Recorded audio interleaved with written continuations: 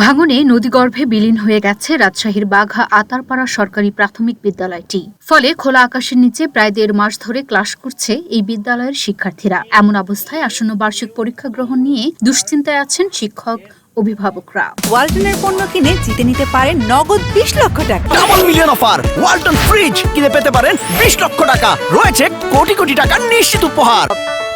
সংশ্লিষ্ট সূত্রে জানা গেছে, অবকাঠামো ছাড়া বিদ্যালয়টি বিভিন্ন আসবাবপত্র সরিয়ে নেওয়া হলে গত 9 অক্টোবর নদী গর্ভে বিলীন হয়ে যায়। এরপর থেকে দীর্ঘ 1.5 মাস ধরে ঠিকমতো ক্লাস নেওয়া হয়নি, ফলে ব্যাহত হচ্ছে পড়ালেখা। নদী ভাঙতে আর কেউ স্কুল নাই, স্কুল কিছু নাই, আর কেউ রোদের মধ্যে ক্লাস করতে হয়, খুব কষ্ট লাগে যে কেউ আসে না। শিক্ষার্থীদের পড়ালেখা আর পরীক্ষা নিয়ে উদ্বেগে আছেন শিক্ষক, অভিভাবকরা। নদী ভাঙনে প্রায় পোলাপান আসে না, তারপরে অর্থাৎ কমে যায়। এখান থেকে অন্য কোনো জায়গায় চলে গেলে মানে ওইগুলো কমে যায় আর কি। এই অঞ্চলের শিক্ষাটা তো জরুরি। অবশ্যই শিক্ষা অবশ্যই জরুরি, কারণ এখানকার বেশিরভাগ মানুষই শিক্ষা থেকে বঞ্চিত আর কি। যেহেতু নদীতে স্কুলটা বিলীন হয়ে গেছে, আর নদীর সাথে তো আপনার স্কুলের সাথে তো নদী।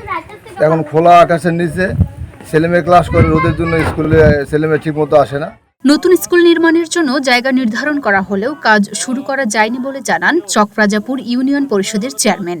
শিক্ষা কর্মকর্তার সঙ্গে কথা বলে স্কুল ভবন নির্মাণের ব্যবস্থা করা হবে বলে জানান বাঘা উপজেলা নির্বাহী কর্মকর্তা।